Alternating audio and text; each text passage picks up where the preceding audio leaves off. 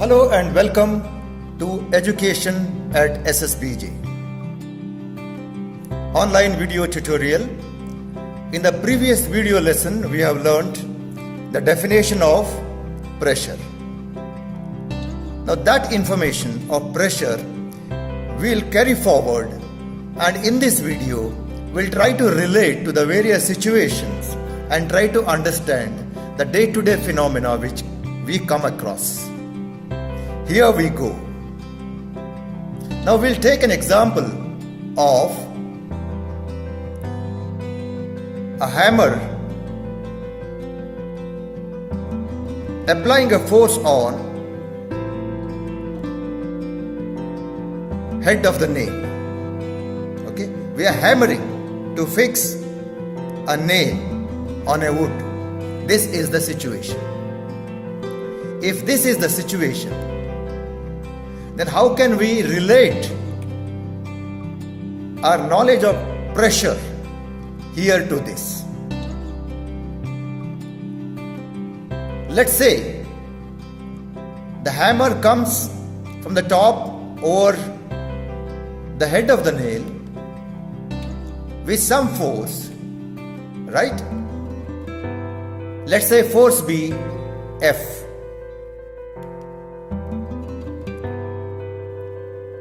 And that force is not only applied on the head of the nail, it further carried to the tip of the nail.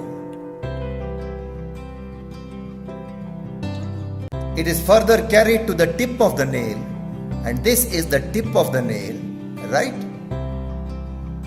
And then let us say that the small area which is here, let us represent as A. And A stands for area, F stands for force. And because of the force and area, pressure is generated at this point. Now that pressure is expressed in the formula. Pressure is equal to force divided by area, right? And it is expressed in Newton per square meter. And that is the pressure which is generated here because of the force which is on the top on this area of the tip of the nail.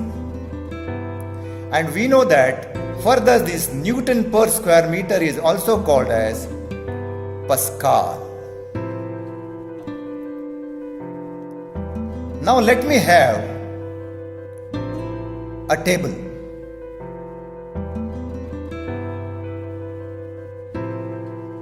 And where I have written values of force.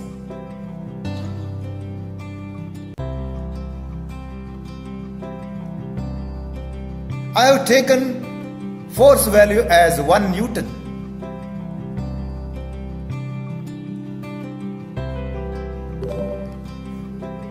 And that value remains same throughout.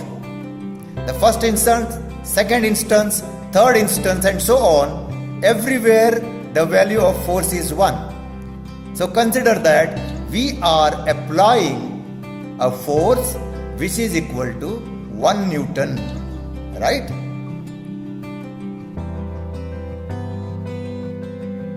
And where do we apply that force? On some area. I have listed down the value of area on which the force is applied.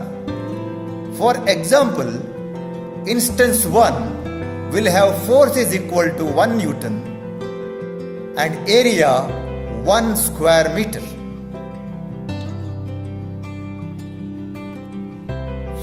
In instance 2, force is equal to 1 Newton again and area is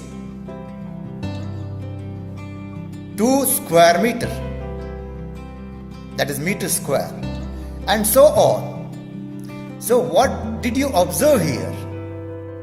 In this case, area is increasing,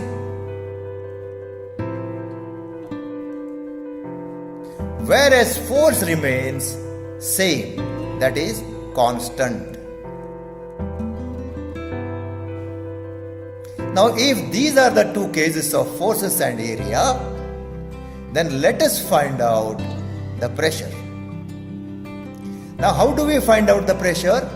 We know that pressure is equal to force divided by area. Since pressure is already there with us in terms of Newton and it is same here, now area is changing. It is 1 meter square, 2 meter square, 3 meter square and so on. We'll substitute the value. For example, in the first case, pressure is equal to force is 1 Newton divided by 1 square meter is equal to 1 Newton per meter square, or we can call it as 1 Pascal. Right? So the first instance we got what is the pressure is equal to, it's 1 Pascal. In the same way, second one, pressure is equal to force divided by area, and the force is 1 Newton and area is here 2 square meter, and therefore the pressure is equal to 1 by 2 Newton per square meter, which is equal to 0.5 Newton per square meter. That's equal to 0.5 Pascal, isn't it? Likewise, you can calculate for remaining all the instances. So what happens here? 1 divided by 3 becomes 0.3333 and so on. So we get the third instance, pressure is down here. The next, all the 4 we can calculate and put the value. Now let us observe these values. Now look at this. In the first instance, the pressure is 1, then slightly reduced, and again reduced, still reduced, and it's going on. The question is, why did it reduce? The pressure is less and less and less here till the end. What made this pressure to be less? So answer is, it's because area. So what is the relation between force, area and pressure? Pressure will reduce if the area increases, provided force remains same. Right? If force remains same, I repeat, and the area increases, pressure will reduce. Right? Remember this. This is very important observation. So keeping the force constant, increase in area results to decrease in pressure. Now what will be the reverse of this? Vice versa. Here keeping the force constant, increase in area results to decrease in pressure. And what to do for increase in pressure? If you want to increase in pressure, you have to decrease area. So our second conclusion is,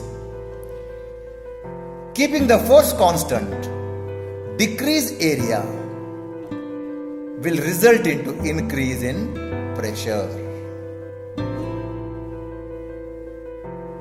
Right? Now let us bring both these conclusions together and look at this. Now these are important observations. Now we are going to apply these observations in our day-to-day life situations. And what are those day-to-day life situations? You all must have seen in your kitchen room, knife is used with some force on some area of vegetables, right?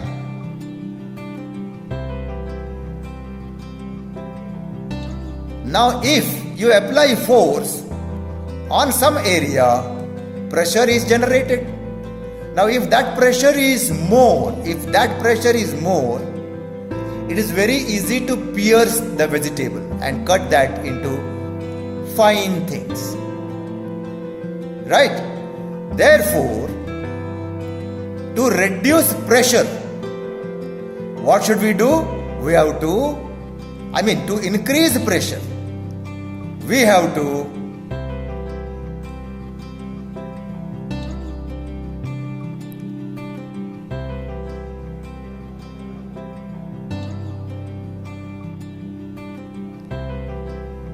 reduce area.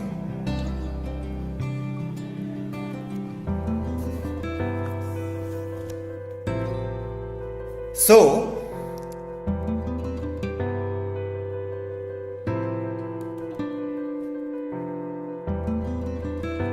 if you increase area, the pressure will reduce.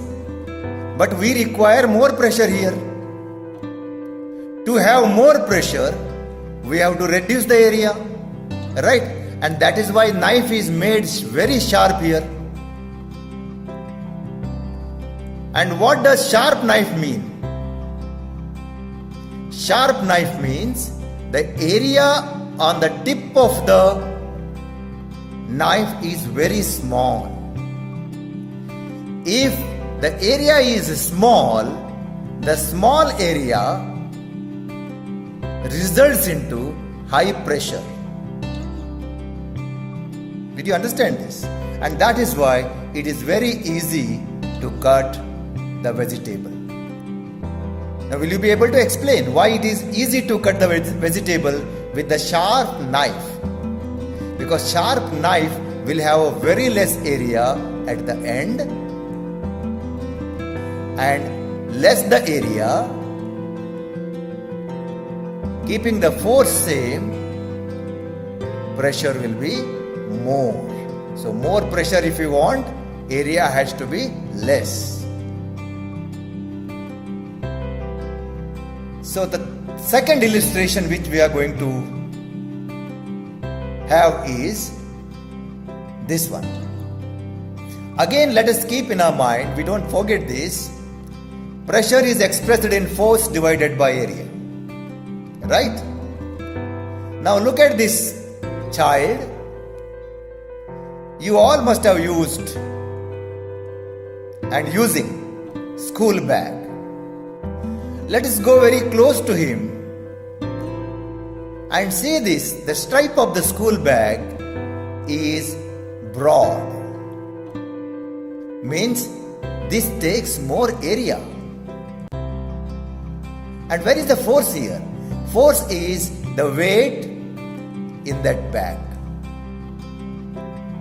Right? So in this case, the area is made purposely bigger so that if the area is big, with some force, what happens? The pressure will be less, and that will give less pain on your shoulder. Imagine that in place of this broad strip, you have a small thread, very narrow thread with the same weight. In next few minutes you will have a pain on your shoulder. Why? A thread will have a small area, it acts like a knife. And therefore, keeping the force constant, increase in area results to decrease in pressure. The next example is someone is standing on nails. And how can it be? Can anybody stand? Can you stand? The answer should be yes, anybody stand. Provided there shouldn't be a single nail. If there is a single nail just below you, and imagine you are standing, what happens? if the area is less, right? If the area is less,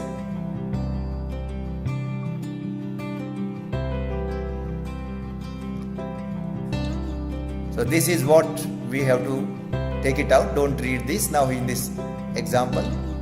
If the area is less here, less area and more of force,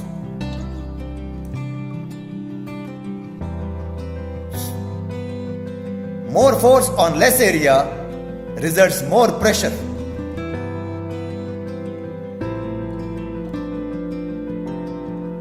And what happens because of more pressure? This nail may pierce into the body, right?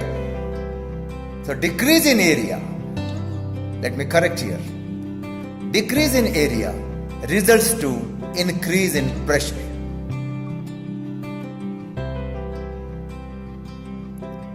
Now how can one stand comfortably? Instead of one nail, you have many nails under your feet. So each nail, the area of every nail contribute, and it becomes, your total area becomes more. So more number of nails, you are increasing directly actually, more of area. And if more area results into less pressure.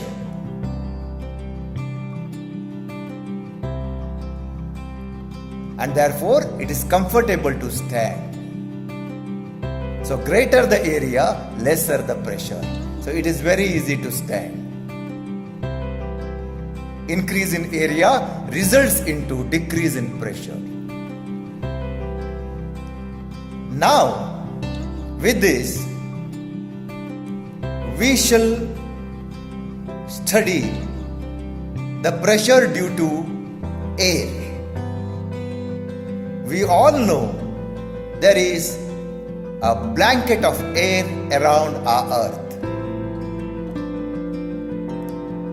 And that blanket of air, so this much, is called atmosphere. How big is our atmosphere? Our atmosphere is around 480 kilometers. But wait a minute. Most of the air, 90% of the air, is present in the first few kilometers, till here. 16 kilometers.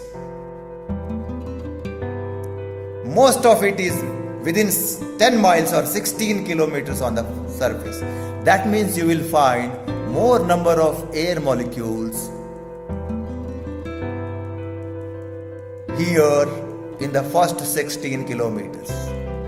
And as you go above, the number of air molecules will be less. So here more air molecules, here as you go above, the number of molecules of air will be less. Air is very thin here. Right? Now, because of these air molecules, the pressure is generated. Right? Why the pressure is generated? Wherever there is a force applied on area, pressure is generated. And who is applying force here? These air molecules are applying force. They go and strike on the surface and surrounding bodies. They move around and keep moving all together. Understood? And those are within 16 kilometers from the surface of the earth. And you know how much of force they generate and what is the pressure? The pressure will be approximately 10⁵ Newton per meter square. Look at this figure. That means 10 raised to 5 Pascal. 10 raised to 5 is 1, 2, 3, 4, 5 zeros.